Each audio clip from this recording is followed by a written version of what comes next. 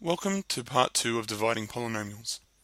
Example 5 asks us to divide 4x cubed minus 19x plus 9 by 2x minus 3. When setting up my algorithm, I noticed that there is no x squared term in the dividend. This is a problem and can lead to confusion and incorrect answers later on. So, take my word for it, put in an x squared. But how to do it without changing the polynomial? Well, our good friend 0 is here to help. By adding an x squared term with a coefficient of 0, we don't change the size of the polynomial, but we have a placeholder for the x squared terms, which is very helpful. So let's start the process. 2x goes into 4x cubed 2x squared times, and I put that above our 0x squared. Then I multiply.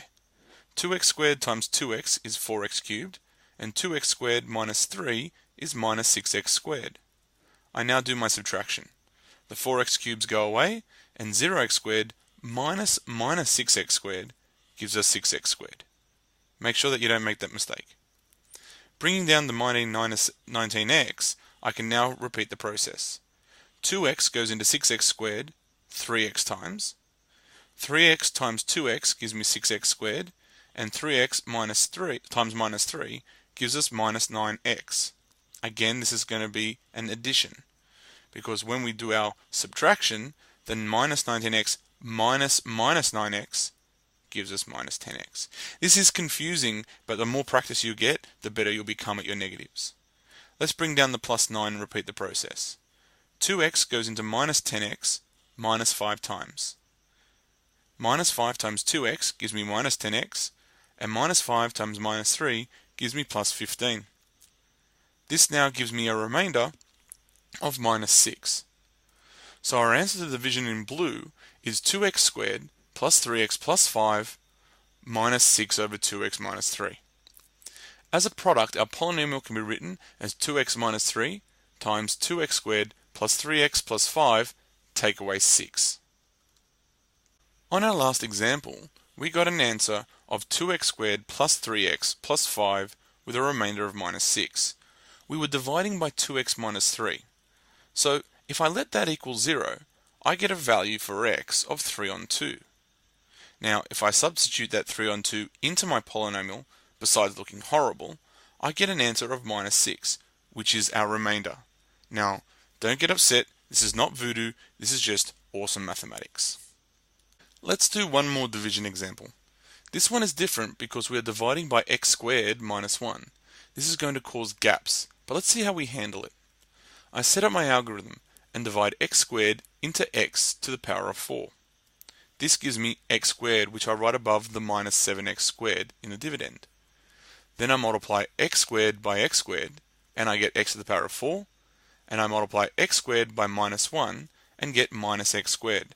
Now if I do this correctly, I'll write the minus x squared under the minus 7x squared, which is going to leave a gap. So how do we handle that? Well, we put in our good old place value holder, 0. Now when we do our subtraction, we're not going to forget the x cubes, because time to subtract. The x to the power of 4's go away, the x cubes stay the same because we're subtracting 0, and we don't forget. The 0 is put in there so we don't forget. It's a reminder to us during an exam. Then we subtract the minus x squared, and we get minus 6x squared. Bring down the minus x and repeat the process. X squared into x cubed goes x times, and we put that above the x in the dividend. We now multiply x by x squared, and we get x cubed. We then multiply x by minus 1, and again we get minus x. There is a huge gap there, which we replace with a 0. Now in this case I've put 0x squared, but it makes no difference because we're going to get the same result. With minus 6x squared, take away minus 0x squared, we get minus 6x squared. Minus x take away minus x gives us 0, because the minuses will cancel each other out. Then we bring down the plus 6 and, yep, you guessed it, repeat the process.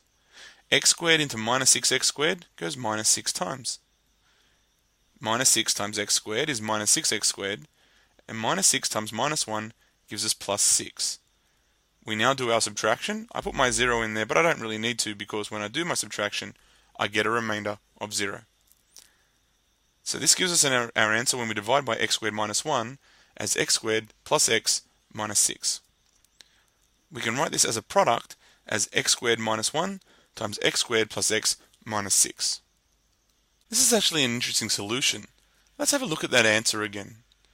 Because the remainder is 0 when we divide by x squared minus 1, it means that both x plus 1 and x minus 1 are also factors because x squared minus 1 is a difference of two squares. Thank you very much, 2 unit. Also, x squared plus 6x minus 6 can be factorized to x minus 2 times x plus 3.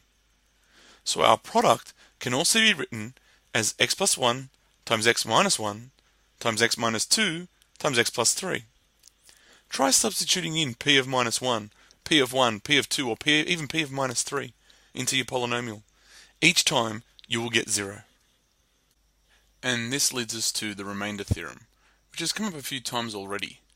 If a polynomial is divided by a binomial such as x minus a, where a can be any number, then the remainder can be found by letting x minus a equal 0, solving, and then substituting into x.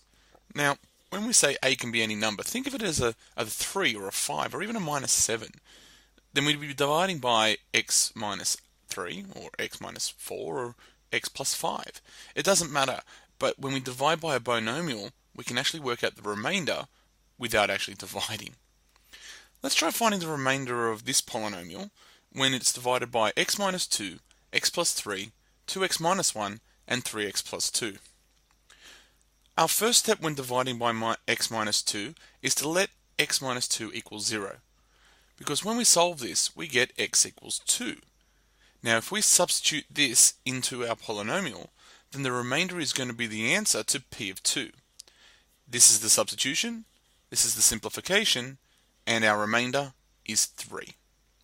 So when we divide the polynomial by x minus 2, we get a remainder of 3, and we work that out without having to actually go through that whole long process of dividing. Now, take a minute to pause the video. See if you can't solve for b, c, and d all by yourself. Remember, the first step is to let each of them equal 0, then substitute the answer into the polynomial. Also, try doing it without a calculator, as this will hone your arithmetic skills. It's hard, but it's worthwhile if you can do it. Okay, let's try b. We're dividing by x plus 3. So we let it equal 0, and we get a solution of x equals minus 3. Substituting that into our polynomial, we get this substitution, this simplification, and hope you did it without a calculator. The remainder is minus 117. So when we divide the polynomial by x plus 3, we'll get a remainder of minus 117. You could try doing the actual division and seeing that you get minus 117, but it's not necessary. Alright, time to do c. We're dividing by 2x minus 1. We let this equal 0, which means that we're going to substitute x equals a half into our polynomial to find the remainder. So p of a half is going to give us this substitution, this simplification, and hopefully when we solve that all the way down, we get 3 3/4. So when we divide by 2x minus 1, we get 3 3/4 as our remainder. Hope you did that without a calculator. Why don't you try pausing again just to give yourself a chance to try and do the 3x plus 2 division without a calculator. Alright, hope you did it. Here we go. We let 3x plus 2 equals 0. This means that we're going to be substituting x equals minus 2/3 into our polynomial.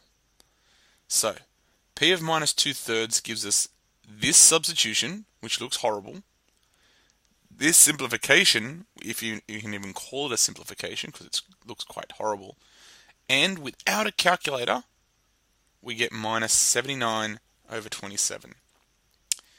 This means that our remainder when we divide by 3x minus 2 is going to be minus 79 on 27. Hope you did that without a calculator. Hope you even tried it at the very least, because if you can do that without a calculator, then you can tell yourself that you've actually accomplished something that not very many people can do.